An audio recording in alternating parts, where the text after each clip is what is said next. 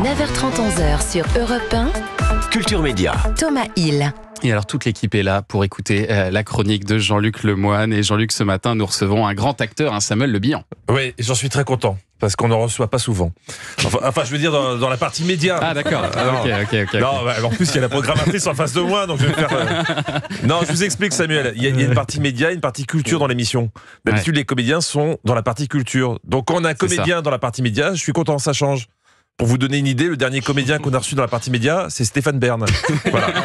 Donc, content de recevoir un de ses collègues. On l'embrasse. Là, Samuel vient nous parler d'un film passionnant et impressionnant où il incarne le navigateur Yves Parlier et le tournage a été un vrai exploit. Là où c'est des films qui demandent 10 millions d'euros, nous on en avait un, il fallait se débrouiller avec ça. Et là je dis respect, car réussir un film sur le Vendée Globe, alors que toutes les prises de vue ont été faites à l'Aqua Boulevard, dans le 15e arrondissement, moi je dis que c'est aussi ça le génie français. Samuel, c'est l'homme qu'on voudrait tous être, à part peut-être Anissa, un charme magnétique sans qu'il fasse grand chose. Quel est son secret? J'ai regardé toutes les interviews disponibles sur internet pour essayer de le percer et je suis tombé là-dessus. Je travaille tous les jours, 1 an, 2 ans, 3 ans, 4 ans d'accordéon. Je n'aime pas cet instrument, et je vais devenir champion de France d'accordéon. Quand un mec réussit à être un sexe symbole alors qu'il est champion de France d'accordéon, tu peux pas lutter. Tu sais qu'il a un truc en plus. En plus, c'est un mec bien, Samuel, modeste, qui ne cherche pas à se vanter quand il est récompensé. Samuel a été fait chevalier de la Légion d'honneur. Ce jour-là, vous étiez dans Télématin. Chevalier de la Légion d'honneur. Comment vous vous sentez ce matin? Ce symbole aussi, il va m'accompagner maintenant toute ma vie. Mais vous le fait portez pas partie ce de mon matin. histoire. Vous le portez pas? Non. Non, oui. Je l'ai quand même dans ma poche. Voilà, Samuel, il se la raconte pas, sa Légion d'honneur, elle reste dans sa poche. C'est bien. Par contre, si un jour vous recevez un César, faites pas ça, sinon on va vraiment avoir l'impression que vous êtes content de nous voir. Samuel, c'est un bonhomme, un mâle, un vrai. Mais quand il était petit, il était comme nous, il avait peur des monstres. Marcher seul dans la nature, la nuit, dans les bois, la nuit, même encore aujourd'hui, je suis pas super à l'aise. Samuel, normalement, aucun enfant ne marche seul dans les bois la nuit, ni aucun adulte d'ailleurs. Enfin, sauf si vous vous baladez en porte-jartel. Mais vous n'avez pas envie d'en parler ce matin. Et je comprends ça. Il va vraiment finir par raccrocher un peu. Bon, et puis alors, Jean-Luc, pour votre session de rattrapage, vous avez regardé les 50 sur W9. Ça, on adore ça. C'est ça. Et ça, que je regarde les 50, c'est une bonne réponse à tous ceux qui croient que je me marre tous les jours. Car je vous rappelle que le concept de l'émission, c'est des candidats de télé-réalité enfermés dans un château pour faire des épreuves imaginées par un gars déguisé en lion qui a pour assistant des lapins et des renards. Bon, je sens bien que quand je dis ça, Samuel a envie de repartir dans la montagne, tourner un Alex Hugo immédiatement. En tout cas, 50 filles et 50 garçons enfermés dans un château, forcément, il y a un moment où la libido, chassé naturel, revient avec un préservatif. Là, Kevin Gage parle de Lisa Marie. Avec Lisa Marie, en fait, des fois, je pense que c'est mieux qu'on se parle pas. Parce que quand on se parle pas, ça se passe super bien.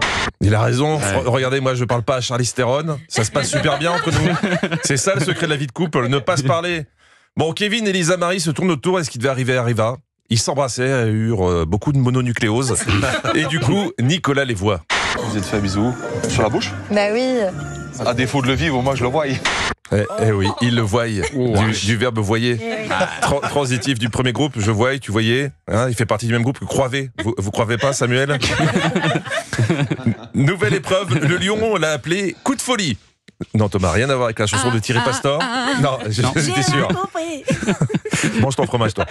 Tous les candidats se tiennent par la main, l'un à côté de l'autre en formant une chaîne, et un renard arrive avec un cerceau. Vous aurez 2 minutes pour passer le cerceau tout le long de la chaîne, sans vous lâcher les mains.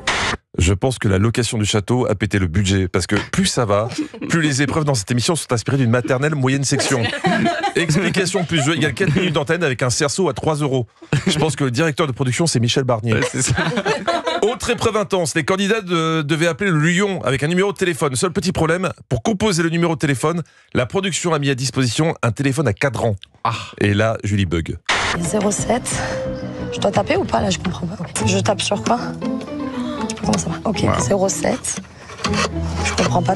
Non, elle est perdue. Loin de moi l'idée de me moquer de Julie, mes enfants c'est pareil.